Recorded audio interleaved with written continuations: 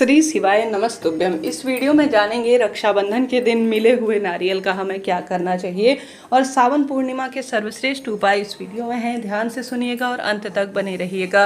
जैसे कि शास्त्रों में इस दिन की बहुत महत्वता बताई गई है, सावन का अंतिम सोमवार भी है।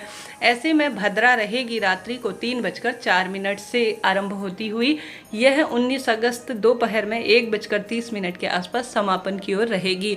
ऐसे में भद्रा की स्थिति में किसी भी स्वरूप में आपको रक्षाबंधन नहीं करना है, परंतु गुरुजी ने कहा है आप सभी को इस बात का भी ध्यान रखना है कि अपने भाई को नारियल जरूर से देना है, क्योंकि नारियल सौभाग्य का प्रतीक माना जाता है, धन लक्ष्मी आगमन में सहायक होता है।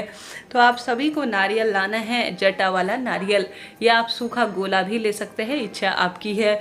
सबसे पहले आप भगवान जी को राखी बांधे, तत्पश्चात अपने भाई को राखी बांधे। रक्षाबंधन का सबसे अच्छा श्रेष्ठ मुहूर्त बनेगा 19 अगस्त को सोमवार को दोपहर में 1:30 बजे बाद रात्रि 9:08 तक। ऐसे में यह अवधि कुल 7 घंटे 38 मिनट के आसपास है, परंतु कई क्षेत्रों में जो है जैसे भद्रा समाप्त ही हुई उसके तत्काल ही नहीं बांधा जाता, थोड़ा रुका जाता है। ऐसी स्थिति में जो सबसे अच्छा मुहूर्त बन रहा है वह 1:45 से 4:20 तक बन रहा है। इस समय आप राखी बांधते हैं तो अति उत्तम इसे कहा जाता है। साथ ही प्रदोष काल का समय भी बहुत अच्छा हो रहा है, 6:56 से यह रात्रि 9:08 तक हो रहा है। इस समय भी आप राखी बांध सकते हैं अपने भाई के हाथ में। किसी कारण से प्रदोष काल अर्थात शाम के बाद नहीं बांधते हैं तो सुबह ही अर्थात जो दोपहर में अपराह्न का समय बताया उस समय आप बांधिएगा। सुबह भद्रा काल में राखी बांधने से स्वयं को रोकिएगा। अब प्रश्न आते हैं दीदी इस नारियल का हमें क्या करना चाहिए, तो ध्यान से सुनिएगा और अंत तक बने रहिएगा। उससे पहले आपको रोग मुक्ति का सर्वश्रेष्ठ उपाय बताते हुए चलूं। जैसे कि सावन पूर्णिमा बहुत बड़ी पूर्णिमा मानी जाती है, इस दिन से आप पूर्णमासी का व्रत भी धारण कर सकते हैं। आप जानते होंगे यह उपाय अपने आप में रोग मुक्ति के लिए खास तौर पर माना जाता है। अगर आप पीहर पर गए हैं अपने भाई के पास, अगर भाई भी रोग कर्ज संकट पीड़ा गरीबी से परेशान है, परीक्षा 1-2 नंबर से उसकी चूक जाती है, रह जाता है, या कहीं ना कहीं से हार टोक लगती है, गलत दुर्व्यसन में वह फंसा है, तो आप सभी को यह उपाय अपने घर पर भी कर सकते हैं, अपने बच्चों के लिए, अपने पति के लिए, स्वयं अपने लिए, रोग मुक्ति के लिए खास तौर पर कर सकते हैं। आप सभी को एक लेना है पीपल का पत्ता, घर के दरवाजे पर ही करना है, कहीं नहीं जाना है। पीपल के पत्ते में आपको रखने हैं 1 मुट्ठी के करीब, या कम भी रख सकते हैं चावल, परंतु आपको पीपल का पत्ता ऐसा चुनना है जो कि थोड़ा सा टाइट हो। गुरुजी कहते हैं एक पीपल का पत्ता 100 ब्राह्मणों की साक्षी कराता है, तो वही पीपल का पत्ता आपको लेना है। पीपल के पत्ते में आपको चावल रखने हैं, चावल अच्छी अवस्था में हो, इस बात का ध्यान रखिएगा।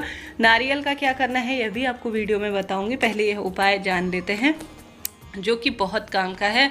आपको नारियल के ऊपर माफ़ करें, चावल जो है पीपल के पत्ते के ऊपर रखने हैं। जो व्यक्ति परेशान है शारीरिक मानसिक बाधाओं से, उसके ऊपर उतारा कर लेना है। उतारा आप 11-21 जितनी इच्छा हो उतनी उतारा कर सकते हैं, कोई दिक्कत की बात नहीं है। तो पीपल के पत्ते में चावल रखकर उतारा कर लीजिए, नेत्रों से उसे लगा लीजिए और गुरुजी कहते हैं थोड़ा सा उसे सूंघ लीजिए। अपने इष्ट पित्र कुल देवी मैया और सभी देवी देवताओं का स्मरण कर कर घर के दरवाजे पर उसे रखना है। अब प्रश्न आते हैं दीदी रात्रि को इसे रखें या दिन में, तो गुरुजी ने कहा है पूर्णिमा की रात को इसे रखना है। साथ ही दाहिने रखें या बाएं, यह प्रश्न आते हैं। गुरुजी ने ऐसा तो नहीं बताया, परंतु शास्त्रों में कहा गया है कोई भी काम दाहिने हाथ की ओर किया जाए तो शुभ फल देता है, तो दाहिने हाथ की ओर आप इसे रख लीजिएगा, ठीक है।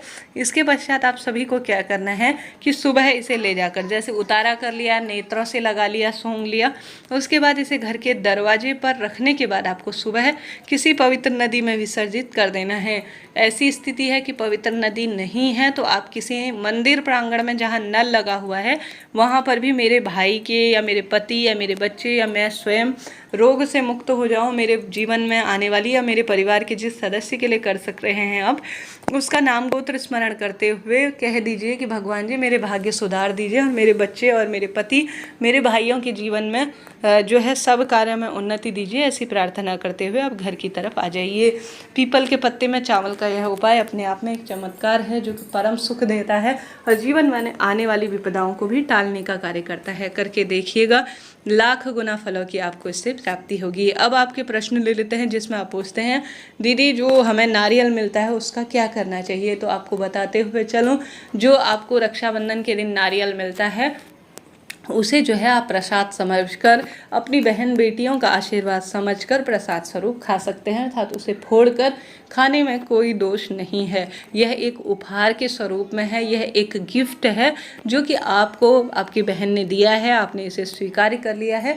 अब इसे फोड़कर खाने में या भोग प्रसाद में भगवान जी को चढ़ाने में फोड़कर कोई दिक्कत नहीं है, इसे फोड़ा जा सकता है, कोई चिंता टेंशन की बात नहीं है, मन में शंका न लाएं। जब विशेष पूजा आराधना होती है तब यह बात लागू होती है, अन्य तरह की जो मैं आपको बताती हूँ, परंतु जो मनगढ़ंत बात है वह नहीं बताऊंगी, जो सच्चाई है वही आपसे कहूँगी। आपको इसे भोग प्रसाद में खा लेना चाहिए, कोई दिक्कत नहीं है। हमारे घर परिवार में तो सदियों से यही रीति अपनाई जा रही है।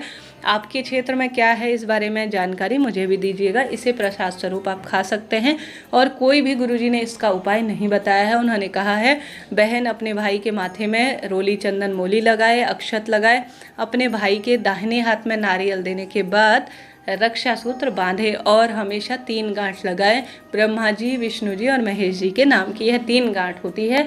भूल कर भी भाई का मुख दक्षिण दिशा की ओर ना हो, इस बात का ध्यान रखें। शुभ तिथि शुभ मौके में ही अपने भाई को राखी बांधे, जो कि शुभ समय मैंने बताया। भद्रा में किसी भी तरह से अपने भाई के हाथ में राखी न बांधे, इस का ध्यान रखिएगा। तो यह बात हो गई उपाय की और नारियल का हमें क्या करना चाहिए। अब राखी ऐसी लाइएगा जो लाल और पीली होनी चाहिए, इस बात का ध्यान रखें। भद्रा आपको कोई कितना ही कह दे पाताल लोक की है, शुभ है, अन्य कार्यों के लिए शुभ है, परंतु राखी नहीं बांधनी है, इस चीज़ का आप ध्यान रखिएगा। अब जानते हैं अन्य उपाय। हालांकि मैंने इससे पहले उद्यापन आपको कैसे करना है यह बता दिया है, सोमवार व्रत कैसे करना है यह बता दिया है, सावन सोमवार के अंतिम दिन घर पर किए जाने वाले उपाय मैंने बताया है। कृपया उस वीडियो को देख लीजिएगा, वह वीडियो आपके बहुत काम का रहेगा। साथ ही एक अन्य उपाय जान लेते हैं जो कि पूर्णिमा का ही है। गुरुजी कहते हैं अपनी खीर घर पर जरूर से बनाएं। मिलावट का दौर है, बाजार से मिठाई लाने की बजाय घर पर खीर पूड़ी बनाएं, शुद्ध सात्विक चीज़ बनाएं और अपने भाई बहनों को खिलाएं और प्रसाद में भोग में भगवान जी को यही लगाएं। देखिए बाजार में आप देख रहे होंगे बहुत मिलावट है, और पूर्णिमा के दिन तो खीर बनाने का शास्त्र में अपना एक महत्व है। भगवान जी को भोग लगाएं, माँ लक्ष्मी को, कन्या को दीजिए और साथ ही स्वयं भी ग्रहण करें। इससे रोग संकट कष्ट पीड़ाओं का नाश होता है। गुरुजी ने स्पष्ट स्वरूप में कहा है कि पूर्णिमा के दिन घर पर खीर जरूर से बनानी चाहिए।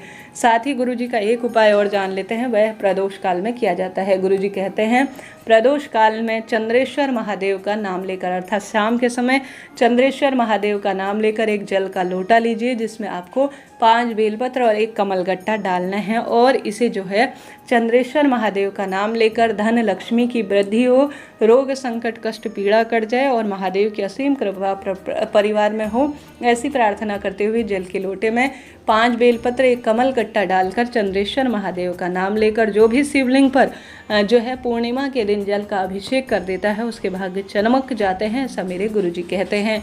तो सोमवार के उपाय की अलग वीडियो दी है मैंने और साथ ही रक्षाबंधन की अलग से दी है, उसे देखिएगा, भाग्य चमकाइएगा और इन उपायों में से भी कोई उपाय एक चुनकर जरूर से कीजिएगा।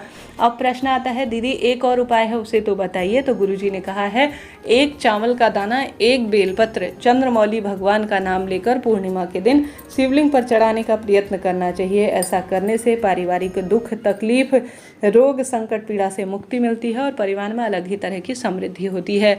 सत्यनारायण भगवान की कथा सुने, भाग्य चमकाएं, दुख दरिद्रता को दूर करें, रक्षाबंधन की कथा सुनते हैं, दीप दान करते हैं और जीवन में आने वाली विपदा संकट कष्ट खुद ही टल जाते हैं। हर हर महादेव।